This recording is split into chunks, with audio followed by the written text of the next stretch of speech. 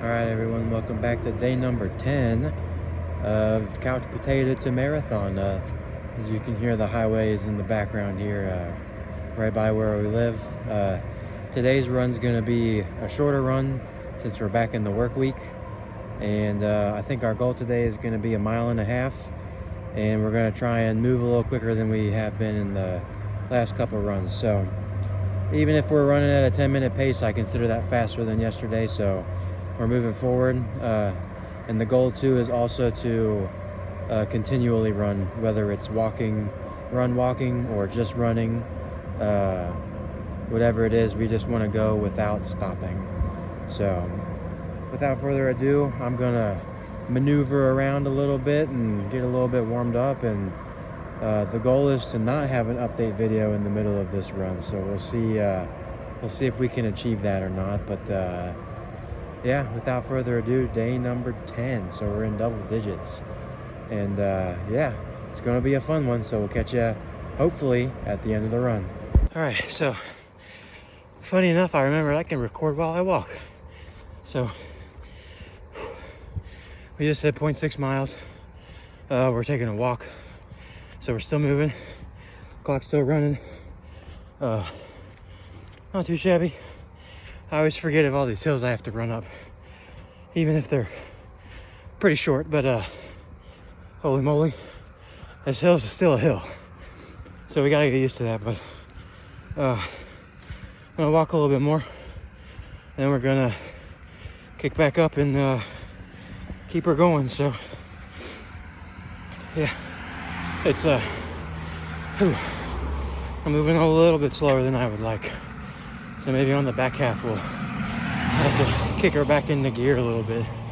So, but we're getting ready to head into the street traffic, so I'll catch you guys up in a little bit. So as we're running through, trying to get ideas of how to improve.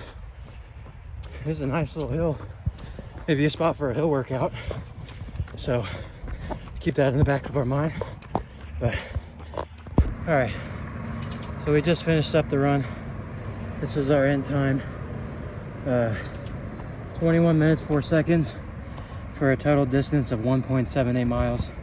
So we went further than I initially had planned, so that's good in that regard because we pushed ourselves. Excuse me, a couple things I wanted to know for this run. I think I need to start incorporating hills, even if it's just once a week. Maybe try and find a flat area to run, and then like a once a week hill workout I think would be beneficial, more than just trying to run the hills on super fatigued legs, you know, 4 or 5 times a week. Excuse me.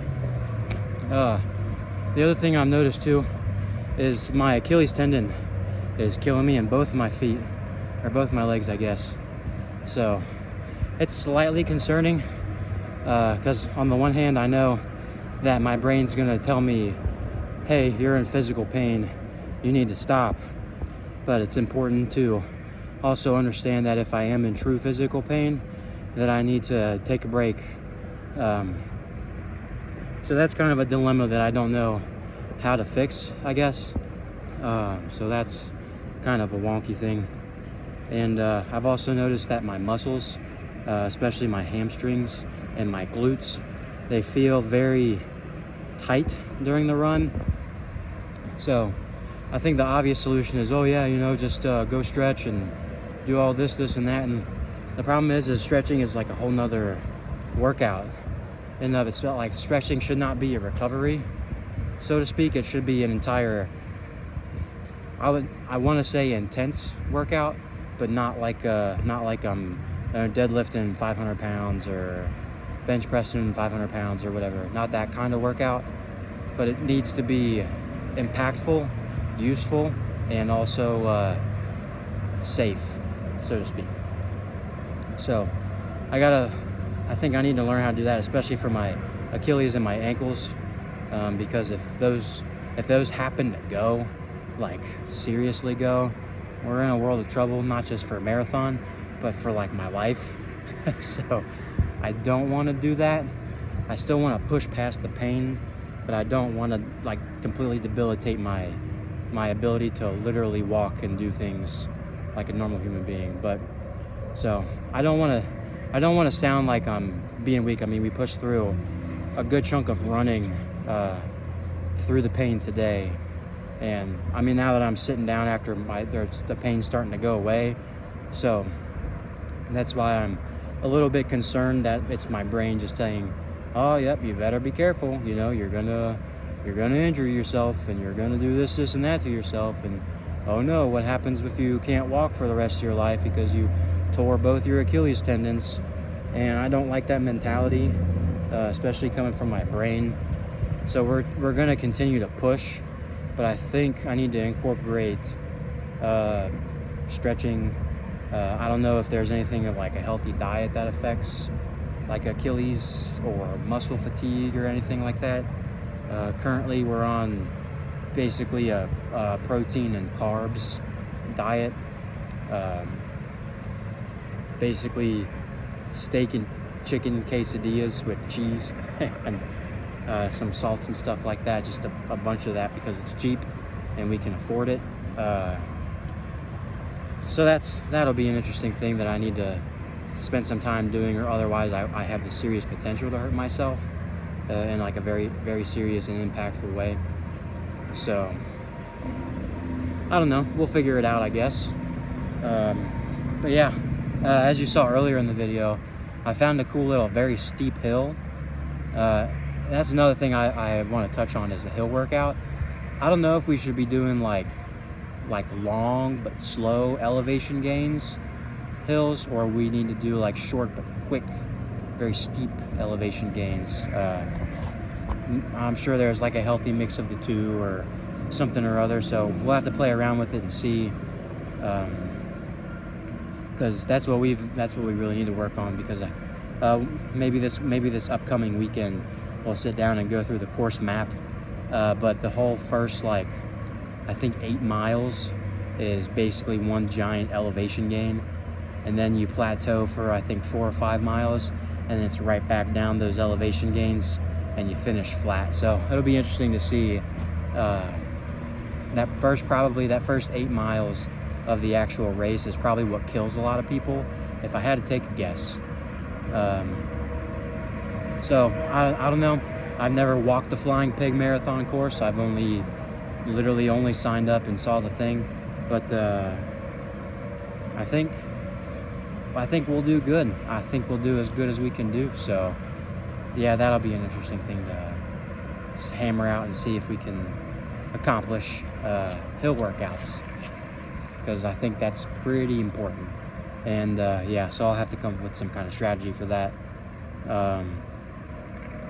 I think other than that, solid workout today. We said what, 1.8 miles roughly in just over 21 minutes. So I mean, I can't complain too much about that, especially after running 4 miles yesterday. So I don't know, any day I get up and move and push myself, I consider a win, and not a failure of a day. So yeah, other than that, it's getting kind of dark out, and I've been sitting out here recording this while my fiance's in there watching our baby. I don't know if I'll have more to add to this later on when I'm inside, showered, and can kind of collect some thoughts about the run, maybe some coherent thoughts about the run, because I'm still pretty amped up about everything, especially just after I literally just finished my run 6.5 minutes ago. So we're gonna sign off. We're gonna go in and take a shower, relieve the fiance of baby duties so she can do her thing, and if I have more to add, I'll add on to the video. But otherwise, thanks for tuning in, and we'll catch you tomorrow. And don't forget, big moment, we're up to 3 subscribers, and I had someone comment on my video, so shout out to you. Thank you very much. I know it's not a lot, but it's just very cool to see that, hey, there's actual people watching these videos. So yeah, warmed my heart a little bit, and I hope anyone that watches this can learn even a little bit. If not, again, not a big deal. This is just a video diary of an experience, an experiment on myself. But if we can touch some hearts and make some people learn, or give some sound advice for anything, I call that an extra win in my book. So thank you again. I'm heading in. Catch you on the flip side.